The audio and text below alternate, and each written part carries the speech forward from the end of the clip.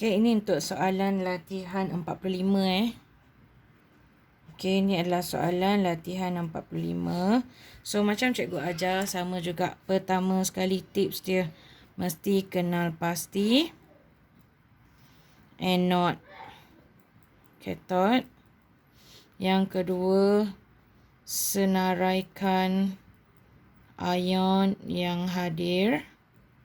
Yang ketiga, tentukan cation dan anion. Dan yang keempat, pilih ion yang akan dinyahcas. Okay. Okay, now kita tengok. So, yang pertama, kenal pasti cathode dan anode. So, tengok. Yang panjang positif, yang pendek negatif. Negatif cathode, positif anode. Okay, like this. You balance, you label dekat tepi ni, kat sini you tulis positif, negatif. Alright. Kemudian senaraikan ion yang hadir. Dia bagi asid sulfuric cair. So, asid sulfuric cair, apa yang ada adalah asid sulfuric cair mestilah aqueous lah. So, bila sebut aqueous, maksudnya dia ada asid sulfuric cair dan juga ada air.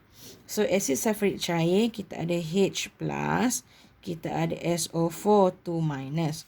Air pula, kita ada H+, kita ada OH-. So, since H+ ada dua, so kita guna satu nama sahajalah. H+ sahajalah. Okay, so dia sama sahaja. Alright, so yang kedua, yang pertama dah, yang kedua dah. Yang ketiga, tentukan cation dan anion.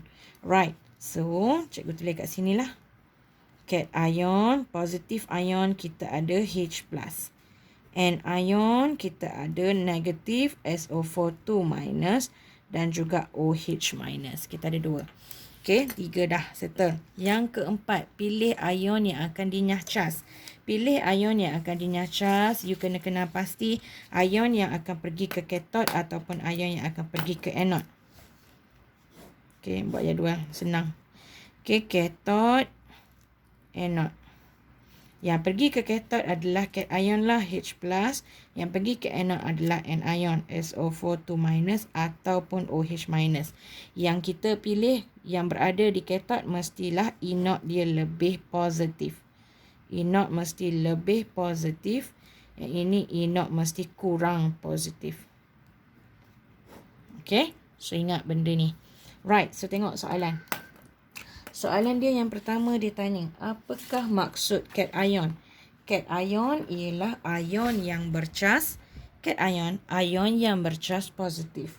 Okay. Yang kedua, apakah perubahan tenaga yang berlaku? Perubahan tenaga yang berlaku, dah tahu dah, tenaga elektrik sebab kita pakai sel kering. Tenaga elektrik kepada sel tenaga kimia. Okay. Kemudian B1. Okay, dia minta soalan B1. Dia minta apa B1?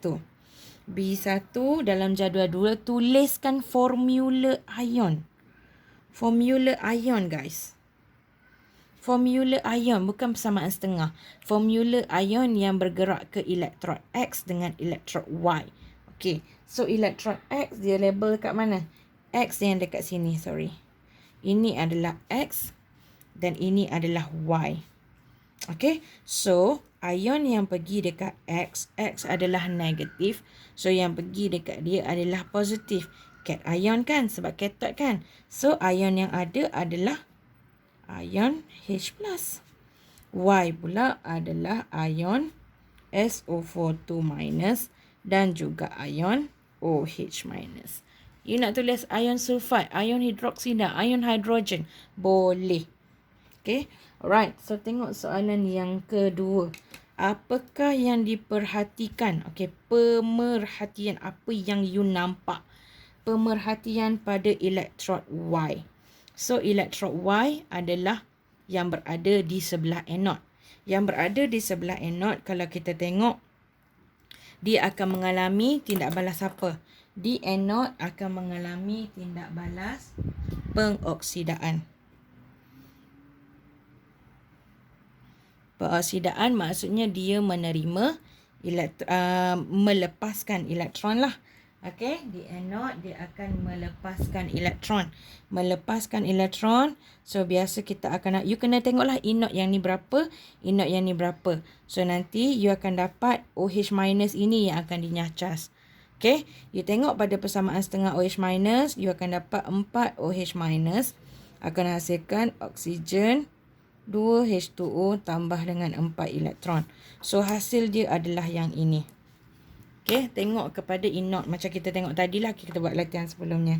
Okay, so di elektrod Y apa yang terjadi? Terdapatnya gelembung gas, mesti kena tulis tidak berwarna. Ni keyword dia. Tidak berwarna dibebaskan.